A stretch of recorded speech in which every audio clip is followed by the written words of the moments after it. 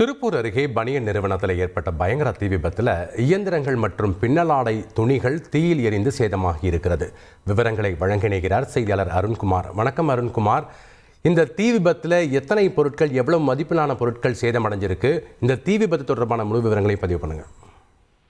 வணக்கம். திருப்பூர் மாவட்டம் பெருமாநேரி அடுத்த பொங்கு வலயத்தில் திருப்பூர் 15 வேளம் பாளையம் பகுதியைச் சேர்ந்த சுரேஷ் ஸ்ரீதர் இவர்களது பனியன் நிறுவனமாக செயல்பட்டு வருகிறது. இந்த நிறுவனத்தில் பல்வேறு பிரிவுகள் செயல்பட்டு வருகிறது. இதில் ஏராளமான தொழிலாளர்கள் பணியாற்றி வருகிறார்கள். நேற்று இரவு தொழிலாளர்கள் இல்லாத நேரத்தில் பனியன் நிறுவனத்தை பூட்டிவிட்டு சென்றுள்ளனர். இன்று அதிகாலை பனியன் நிறுவனத்தில் இருந்து புகை வருவதை கண்ட பொதுமக்கள் இது குறித்து தீயணைப்புத் துறையினருக்கு தகவல் கொடுத்தனர். தகவலின் அடிப்படையில் தீயணைப்புத் துறையினர் அப்பகுதிக்கு வந்தனர். தீயணைப்புத் துறையினர் வருவதற்கு முன்பே தீ மளமளவென எரிய தொடங்கியது. தொடர்ந்து தீயணைப்புத் துறையினர் 3 தீயணைப்பு வாகனங்கள் மற்றும் 10க்கும் மேற்பட்ட தண்ணீர் உதவியுடன் 2 மணி நேரத்துக்கு மேலாக போராடி தீயை அணைத்தனர்.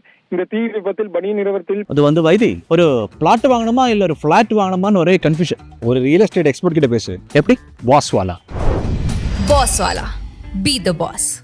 பின்னலாடை இயந்திரங்கள், துணிகள் என பல லட்சம் மதிப்பிலான பொருட்கள் தீயில் இருந்து சேதமானது. மின் கசிவு காரணமா அல்லது வேறு ஏதேனும் காரணமா என பெருமாள் போலீசார் வழக்கு பதிவு செய்து விசாரணை நடத்தி வருகின்றனர். நன்றி அருண்குமார், உங்களுடைய விவரங்களுக்கு. வக்பு திருத்த சட்ட மசோதாவிற்கு எதிர்ப்பு தெரிவித்து பள்ளிவாசலில் கருப்பு கொடி ஏற்றப்பட்டது.